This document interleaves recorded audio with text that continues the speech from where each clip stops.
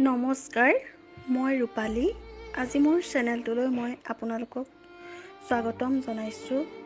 আচলতে এইকেইদিন মই বৰ দুখত ভাগি পৰিছোঁ, জানেনে? মাজুলীৰ এই কাহিনীবোৰ দেখি অনুভৱ কৰি কাক জগৰীয়া কৰিম আৰু কাক গালি পাৰিম এই ঘটনাবোৰৰ বাবে। প্ৰকৃততে এতিয়া মৃত্যু বৰ সহজ। গতিকে নদীখনকেই গালি পাৰি এটি কবিতা লিখি পেলালোঁ, জানেনে? আৰু আপোনালোকৰ মাজলৈ আগবঢ়ালোঁ। আশা কৰোঁ আপোনালোকে সকলোৱে মোৰ কবিতাটি আদৰি ল'ব আৰু কিবা ভুল ভ্ৰান্তি হ'লে ক্ষমা কৰিব। কবিতাটিৰ শিৰোনামা হৈছে মাজুলী।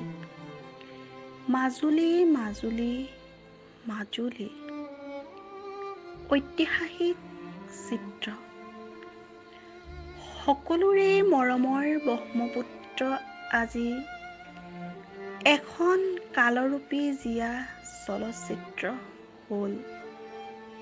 কাৰোবাৰ মৰমৰ একমাত্ৰ পুত্ৰ, কাৰোবাৰ পত্নী আৰু কাৰোবাৰ ভগ্নী, কাৰোবাৰ মৰমৰ মাক, কাৰোবাৰ কন্যা আৰু কাৰোবাৰ দেউতাক।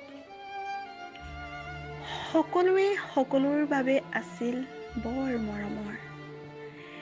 এতিয়াও বহু পিতৃ-মাতৃ আৰু মৰমৰ পত্নীয়ে আছে অধীৰ অপেক্ষাত। কিজানিবা দেখা পাওঁ মৰমৰ মুখকেইখন নদীৰ বুকুত। অহ নিমাতী ঘাট, এবাৰ তই মাত, মোৰ আপোন মানুহবোৰক কিয় নিলি উটুৱাই।